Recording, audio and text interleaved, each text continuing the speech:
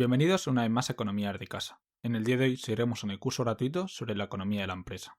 En este capítulo desarrollaremos el ciclo de vida de un producto. Los productos, como los seres vivos, tienen un ciclo vital o periodo de tiempo más o menos largo, durante el que nacen, crecen, maduran y mueren. Este ciclo vital es lo que se conoce como ciclo de vida de un producto. Es decir, el ciclo de vida de un producto lo que hace es mostrar las distintas etapas por las que pasa un producto, desde que surge en el mercado hasta el momento de su desaparición, mostrando la evolución de sus ventas. En la mayoría de los productos, este ciclo se divide en 4 fases. La primera fase es la etapa de introducción. En ella se produce el lanzamiento de un nuevo producto, que en principio es desconocido para los consumidores. Debido a ello, la empresa suele hacer grandes inversiones en publicidad y promoción para dar a conocer su producto. En esta etapa es habitual que las ventas crezcan de manera lenta y que se tengan pérdidas debido a las grandes inversiones realizadas en promoción. Un ejemplo de este tipo de crecimiento lo tenemos con los drones, que fueron introducidos al mercado en 2015. Por supuesto, no todos los productos se comportan igual. Hay algunos productos que tienen una fase de introducción muy corta y pasan rápidamente a la de crecimiento, como fue el caso del Tamagotchi.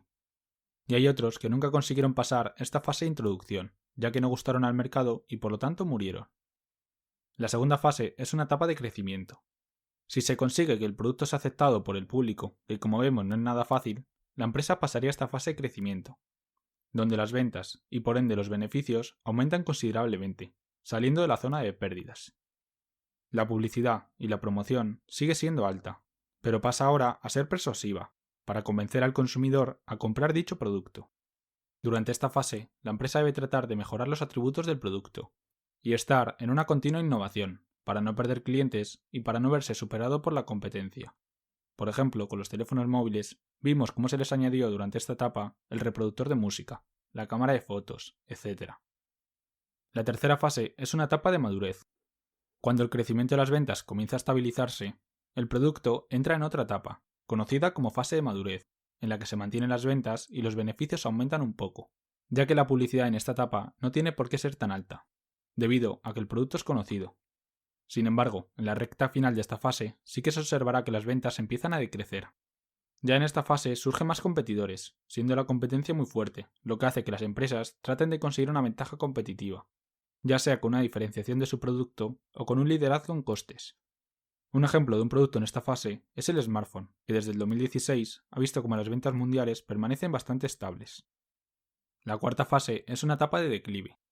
Poco a poco, el mercado se va saturando, y a medida que aparecen otros productos sustitutivos mejores que satisfacen la misma necesidad, los clientes dejan de comprar tu producto y las ventas por tanto disminuyen. Por ejemplo, el reproductor de música MP3 vio cómo sus ventas bajaban, a partir de 2012 debido a la aparición del smartphone. En esta fase hay 2 opciones posibles por parte de la empresa. La primera es salir del mercado. En este caso la clave es elegir el momento.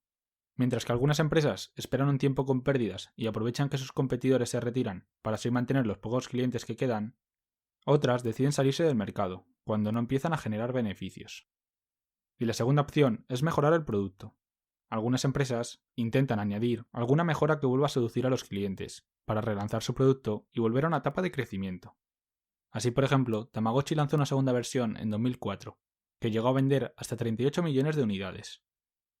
Por último, comentar que aunque la duración de estas etapas, como dije antes, va a ser distinta dependiendo del producto, la tendencia general puede representarse a través del gráfico que vemos en pantalla. En él podemos observar que, en la etapa de introducción, la empresa debido a los altos costes registra pérdidas, ya que los costes superan los reducidos ingresos por ventas. En la etapa de crecimiento hace que poco a poco las ventas vayan superando los costes y se produzcan los primeros beneficios. En la tercera etapa, la de madurez, se van a mantener las ventas y los beneficios más o menos estables. Y por último, en la cuarta etapa, la de declive, los ingresos por ventas comienzan a caer, haciendo que el beneficio disminuya hasta tal punto que provoca que la empresa tenga que abandonar el mercado o reinventarse. Con todo esto me despido por hoy. Si te ha ayudado y quieres seguir aprendiendo, te dejo 2 vídeos para que cliques en ellos, basados en las recomendaciones de YouTube. Por otro lado, te agradecería que te suscribieras a mi canal, si te ha servido de utilidad, clicando en mi logo en la parte izquierda del vídeo. Como siempre, cualquier duda o sugerencia, por favor déjalas en los comentarios para que pueda responderlas. Nos vemos en el próximo vídeo.